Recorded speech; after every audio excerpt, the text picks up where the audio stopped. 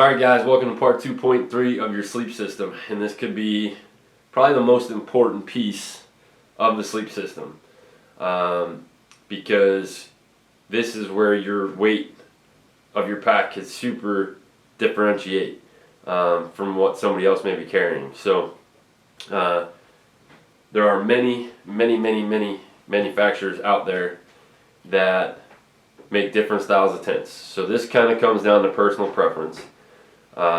We did a lot of research. We wanted to look at all the different options that are out there. So there is some super ultra lightweight stuff out there made out of a fabric called Dyneema. It's like ridiculously lightweight. The problem is you pay for it. So you can buy something that weighs next to nothing, but you're going to be in the $400, $500, $600 range. The tent that was on the original list was a tarp tent Pro Trail, and weight seemed really good, price was decent, so we did reach out to them and we had some conversations, and then they stopped returning phone calls and emails. So we went back to the drawing board and started researching more, and there will be a tent that we're going to show later on towards the end of the series when you're changing gear out for late season, like November, December type trips, because obviously there's some stuff that is involved in those trips that wouldn't be in an early season or a backcountry fly fishing trip, during the summer or early fall. So the original tent they had was at $225 and 26.5 ounces. So good weight, okay price, and we looked at different things, and I was trying to find something that I could either come in below weight at a very close price or be well below price that was a little heavier. So we ended up going with a single person. I went with a single person.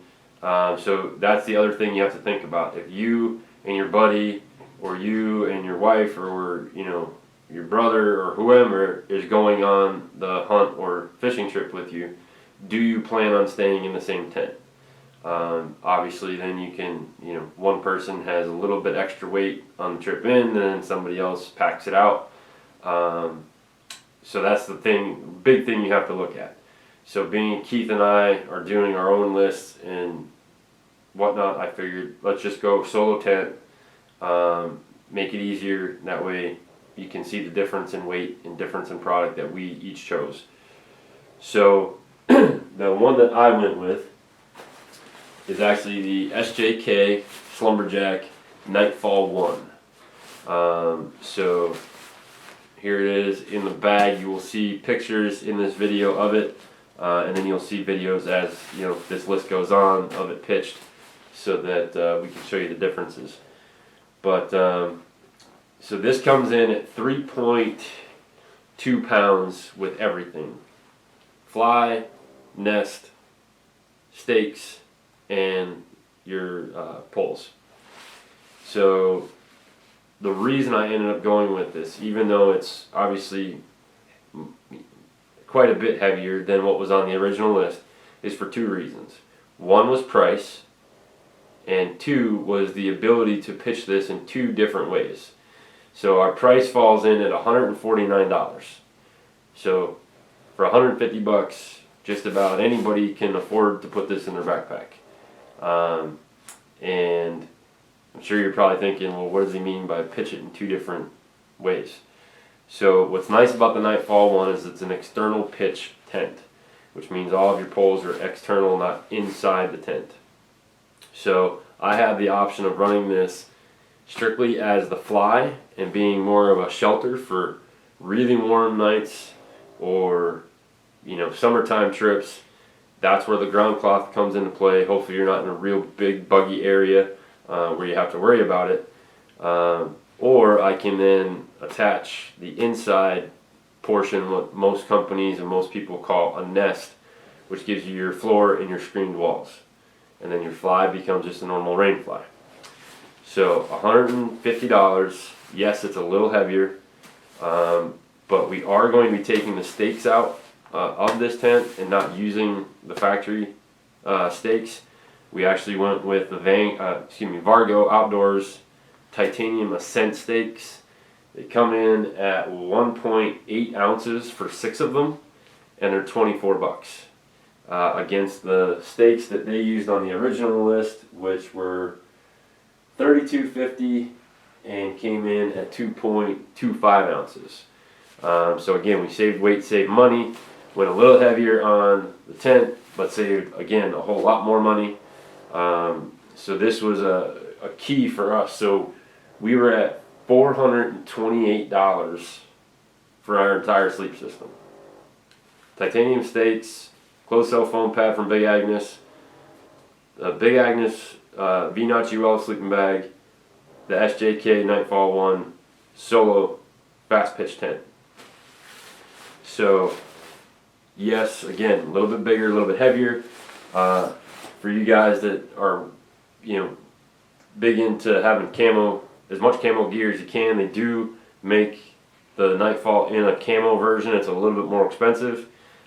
We did not go, or I did not go with the camo version, obviously, because Scree is our one of our show sponsors.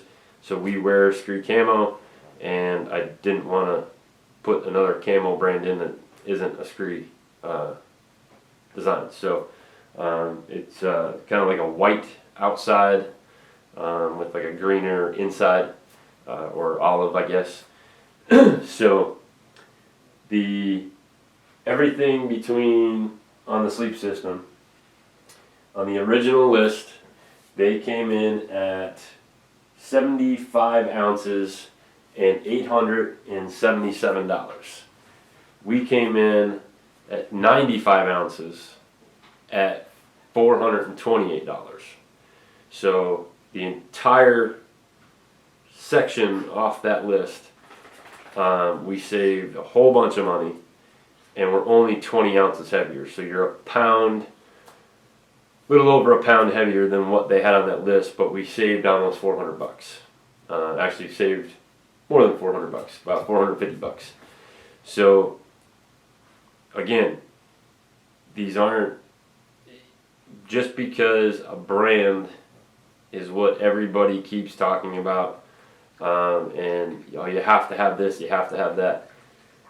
This is why we did this. You don't have to have these, I don't want to say big name brands, because all of these brands are name brands, but the talked about brands in all the different magazines and all the different videos and all the different groups and forums. You don't have to go and spend the money on a name to get the right equipment.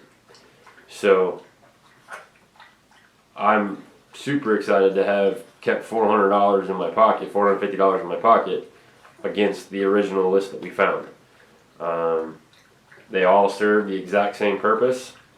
The bag, sleeping bag, the pad, and the tent on the original list are good, but I can tell you right now that Big Agnes pad and sleeping bag, I would say, is better than what was chosen off the first list. The tent, again, that's going to come down to a personal preference. There's teepee styles, there's dome styles, there's bivvy style. There's just so many different styles, and that's really, I try to be fair with the pricing and the weight, because again, this is something that you still have to think about the trip. So the more money you can save on your list, the more ability you have to plan a better trip. So if you need, tags or something that just doesn't come up in planning and it comes up as you're getting ready for the trip. Oh crap, I forgot this, or oh, I have to buy this tag when I get there. This is saving you the couple dollars to put towards some other stuff. Maybe you want to buy a better glass. Maybe you want to buy a better firearm. Maybe you want to buy a better bow.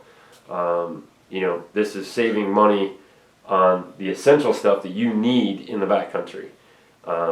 You know, most of us all have a rifle of some sort, a bow, some fly rods, you know, that type of thing. But we're trying to show you how to afford the right equipment instead of paying extra for a name. So we hope you're enjoying this so far. Basically, I'm going to pack this real quick into my initial ascent. So my tent is going to go down the left side, vertical in my bag. This way, once we get to the optics portion and I put the tripod and the spotting scope in, I'm going to keep a little extra weight towards the side the tripod is on because it's obviously lighter than the spotting scope. That will help me keep the bag from swaying. And then my sleeping bag will basically go right to the bottom. And the reason I am putting these in the way I'm putting them in, while I'm hiking, once we get to the trailhead and we start hiking, I don't need that stuff until we get to camp. So I can get that to the bottom and kind of out of the way, take up some of the space at the bottom of the pack, and then allow for the other gear or clothing that, you know, if something goofy happens, I need clothing because I get wet, or I need gear that I don't want at the bottom of the pack to have to dig through. And again, the nice part about this pack is it does have the side access zippers on both sides, so I can literally open those up or have Keith or whomever's with me on a trip open that up to grab something out of my pack if I need to. So we are loaded. We have that in there. So the next portion of part 3 will be your packed clothing. So whatever clothing that you're not wearing. So normally it's going to be your hunting clothing, you know, your base layers, insulation layers for at night or while you're hunting, and one piece of footwear. So normally you have your boots or your shoes that you're hiking in with, and then you have a camp shoe because obviously you don't want to be in your boots 24 hours a day. So stay tuned, guys. Make sure you hit the little subscribe button at the bottom. Click the little bell for notifications so you'll get all of the notifications when we put up a new video. I'm trying to work through my list to get it all up on video, and then Keith, we should hopefully have his started here this weekend. Any questions, feel free to find us on Facebook and shoot us a message or throw a comment here on the videos, and we'll get back to you as soon as we possibly can. Alright, we'll talk to you guys soon.